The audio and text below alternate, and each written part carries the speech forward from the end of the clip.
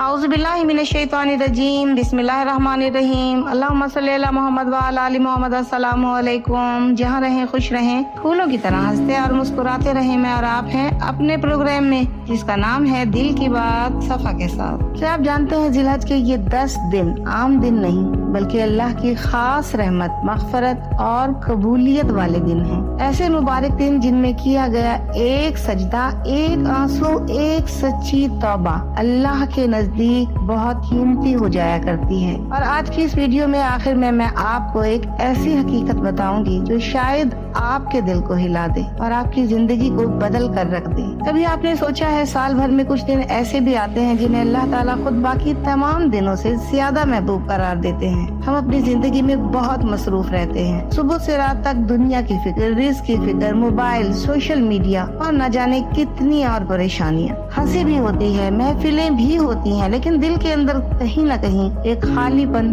जरूर रहता है, एक बेसकूनी, एक अजीब सा बोझ। और फिर अल्लाह ताला अपनी रहमत से अपने बंदों को कुछ खास दिन अता फरमाते हैं जहाँ वो बंदों को मौका देते हैं कि आओ मेरे करीब आ जाओ, मैं तुम्हें मुआफ करना चाहता हूँ। और वो बाबरकत दिन है जिलहज के पहले 10 दिन। आप सल्लल्लाहु अलैहि वसल्लम ने फरमाया, अल्लाह के नजदीक किसी दिन में नेक अमल करना इन 10 दिनों से ज्यादा महबूब नहीं है। सोचिए जरा, अल्लाह जो पूरी कायनात के मालिक है, उसे हमारे ये दिन इतने पसंद हैं, तो क्या हमें भी इन दिनों की कदर नहीं करनी चाहिए? आज हमारा हाल क्या हो चुका है, रात देर तक मोबाइल चलता रहता है, फजर कज़ा हो जाती है, कुरान बंद पड़ा रहता है और दिल सख्त होते जा रहे हैं। हम दुनिया के लिए रोते हैं लेकिन अपने गुनाहों पर नहीं रोते। हमें लोगों की नाराजगी का डर रहता है लेकिन अल्लाह की नाराजगी का एहसास कम होता जा रहा है और शायद इसीलिए दिलों से सुकून उठता जा रहा है। सूरह राद आयत नंबर 28 में अल्लाह पाक फरमाते हैं, बेशक अल्लाह की याद ही दिलों का सुकून है। जिलहज के ये दिन असल में दिल को जिंदा करने के दिन है, अपने रब के करीब आने के दिन है, सच्ची तौबा करने के दिन है,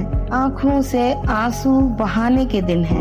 अगर आप चाहते हैं घर में बरकत आए, दिलों में सुकून आए, परेशानियां कम हो जाएं, रिस्क में खैर हो, गुनाह मुआफ कर दिए जाएं, तो इन दिनों को जाय मत कीजिए। इन 10 दिनों में 5 वक्त की नमाज पाबंदी से पढ़ने की कोशिश कीजिए, कुरान पाक की तिलावत को मामूल बनाइए, कसरत से इस्तगफार कीजिए, सदका और खैरात दीजिए, वालिदैन के साथ हुस्न सलूक अपनाइए, किसी का दिल ना दुखाइए, अल्लाहु अकबर, अल्लाहु अकबर, ला इलाहा इल्लल्लाह का जिक्र अपनी ज़बानों पर जारी रखिए और सबसे अहम बात सच्ची तौबा। और अब वो हकीकत जिसका वादा मैंने शुरू में किया था, हकीकत ये है कि हम सब ये समझते हैं कि हमारे पास अभी बहुत वक्त है, लेकिन हम में से बहुत से लोग अगला जिलहज शायद देख ही ना सके। जो लोग पिछले साल हमारे साथ थे आज वो कब्रों में जा चुके हैं। उनके भी ख्वाब थे, मंसूबे थे, मसरूफियात थी, लेकिन आज उनके साथ सिर्फ उनके अमाल हैं। और एक दिन हमें भी अपने रब के सामने खड़ा होना है, इसलिए